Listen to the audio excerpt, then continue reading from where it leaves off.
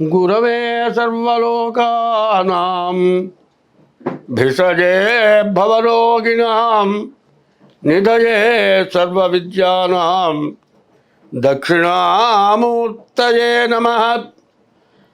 గురుర్బ్రహ్మా గురుర్విష్ణు గురుదేవో మహేశ్వరః. గురు సాక్షాత్ పరబ్రహ్మ తస్మై శ్రీ గురవే నమః. అగజానన పద్మార్కం గజానన మహర్నిశం అనేకదం త్వం భక్తానాం ఏకదంతముపాస్మహే.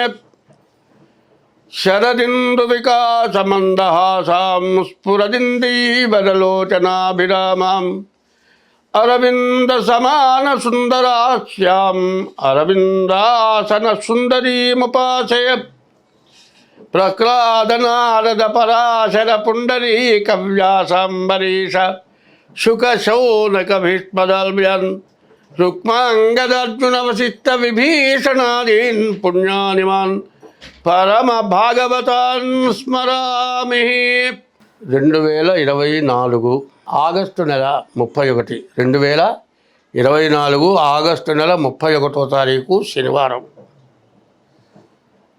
శ్రావణ బహుళ చతుర్దశి శనివారం. ఇది చాలా విశేషమైనటువంటి రోజు. శ్రావణ మాసం లక్ష్మీదేవికి ప్రీతి అయిన రోజు. మనం చేసేటువంటి పూజల వల్ల మన దరిద్రం పోయి మనకు లక్ష్మి వస్తుంది. అందులో లక్ష్మిని పూజిస్తే ఐశ్వర్యం ధనం వస్తుంది, ఈశ్వరుని పూజిస్తే కూడా ఐశ్వర్యం ధనము వస్తుంది. ఈ రెండిటికీ విశేషమైన రోజు. అందులో దరిద్రం పోవాలి అంటే ఇప్పుడు ఈ శ్రావణ మాసంలో వరలక్ష్మి వ్రతము, లక్ష్మీ పూజ చాలా విశేషమైంది. అందులో ఈ నెలలో ఆగస్టు నెల 31వ తారీఖు రోజున శనివారం రోజున కుంభరాశికి అధిపతి శని. అటువంటి శని కుంభరాశిలో ఉన్నాడు. అదిగాక ఈ రోజున పుష్యమి నక్షత్రం. పుష్యమి నక్షత్రానికి అధిపతి శని, అందులో కర్కాటక రాశి. పుష్యమి నక్షత్రం కర్కాటక రాశి. కర్కాటక రాశికి అధిపతి శని.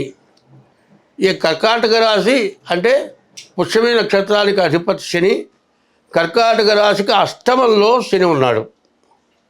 అయితే వీళ్ళ మధ్య కొంత బాధలు పడి ఉన్నారు. ఇక్కడ నుంచి మంచి రోజులు రాబోతున్నాయి. వాళ్ళకే కాదండి, ప్రతి వాళ్ళకి కూడా శని వల్ల చాలా సమస్యలు వస్తూ ఉంటాయి. శని వల్ల చాలా ఇబ్బందులు వస్తూ ఉంటాయి. తీన్తేరా ఆటటారా అంటారు, ఏలినాడు శని.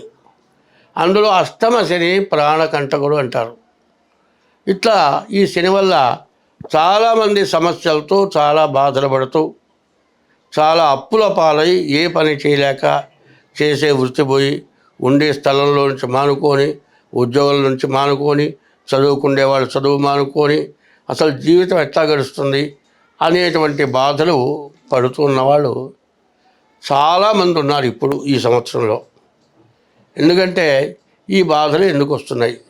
శని చాలా బలంగా ఉన్నాడు. కుంభరాశికి అధిపతి. నీ ఇల్లుంది, నీ ఇంటికి అధిపతి ఎవరు? నువ్వే. నీ ఇంటిని ఏమైనా చెడగొడతావా? చెడగొట్టవు. కానీ ఏదో పొరపాటు పని చేస్తే ఇల్లు పాడైపోతుంది. కాబట్టి ఈ శని కుంభరాశికి అధిపతి అవటమే కాక నక్షత్రానికి కూడా, పుష్యమి నక్షత్రానికి కూడా అధిపతి అయినాడు. ఈ కర్కాటక రాశి వాళ్ళు, కుంభరాశి వాళ్ళు, కర్కాటక రాశి వాళ్ళు, మీన రాశి వాళ్ళు, వీళ్ళంతా కూడా అష్ట కష్టాలు అంటారు. 8 రకాల కష్టాలు ఉంటాయి. అయితే వాళ్ళు ఒక్కళ్ళకేనా అంటే కాదు, ఆ 4 రాశులే కాదు. ఈ 12 రాశులు, మేషం దగ్గర నుంచి మీనం వరకు కూడా 12 రాశులు చాలా విశేషమైనటువంటి రాశులు. ఇన్ని రాశులకి కూడా శని వల్ల ఎటువంటి సమస్య ఉన్నా కూడా 31వ తారీఖు శనివారం, ఆగస్టు నెల 31వ తారీఖు శనివారం శని త్రయోదశి. శని కుంభానికి 30 సంవత్సరాలకి ఒక్కసారి వస్తాడు. మళ్ళీ 30 సంవత్సరాల దాకా కూడా కుంభరాశికి శని రాడు. అదే కాకుండా పుష్యమి నక్షత్రం కలిసి వచ్చాడు. అటువంటి శనికి ఈ రోజున అభిషేకం, పూజ, హోమం ఇట్లాంటివి ఏవి చేసినా కూడా మనకున్నటువంటి సమస్త దోషాలు కూడా పోతాయి.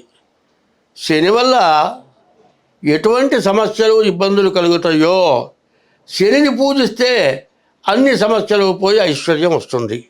కాబట్టి ఆగస్టు నెల 31వ తారీఖు శనివారం రోజున శని పాశుపదం అంటారు.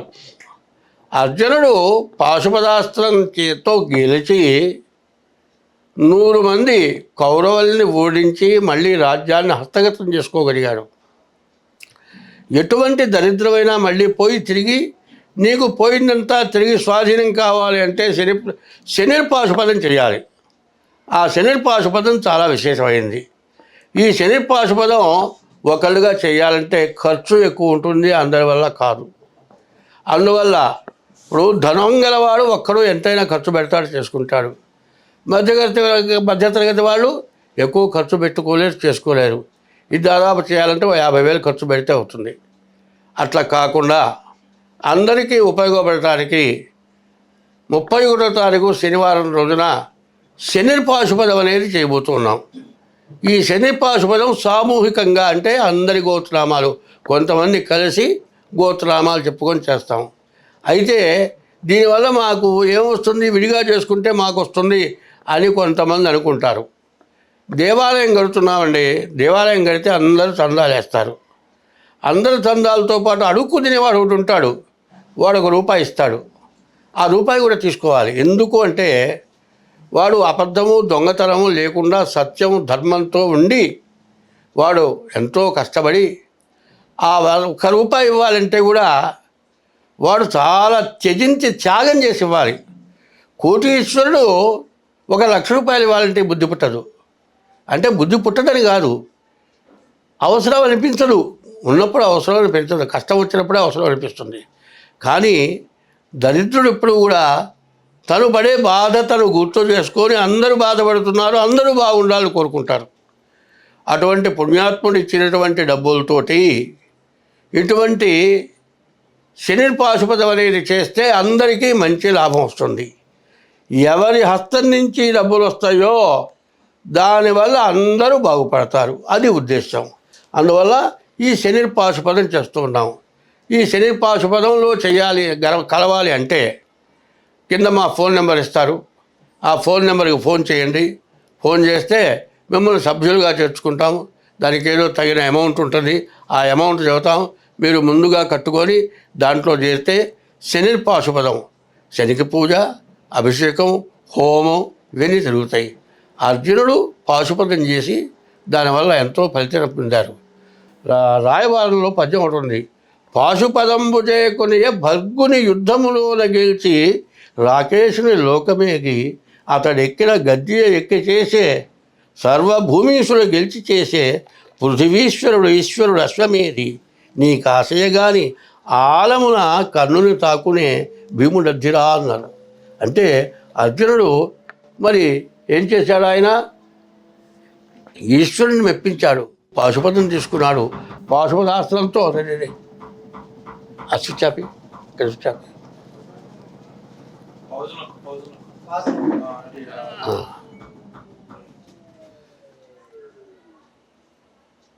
మరి అర్జునుడు పాశుపదాస్త్రంతో యుద్ధం చేసి అందరినీ గెలిచాడు. ఈ పాశుపదం చాలా విశేషమైన బలవత్తరమైనటువంటిది. ఇది అందరికీ అవకాశం దొరకదు. ఇది అందరికీ అవకాశం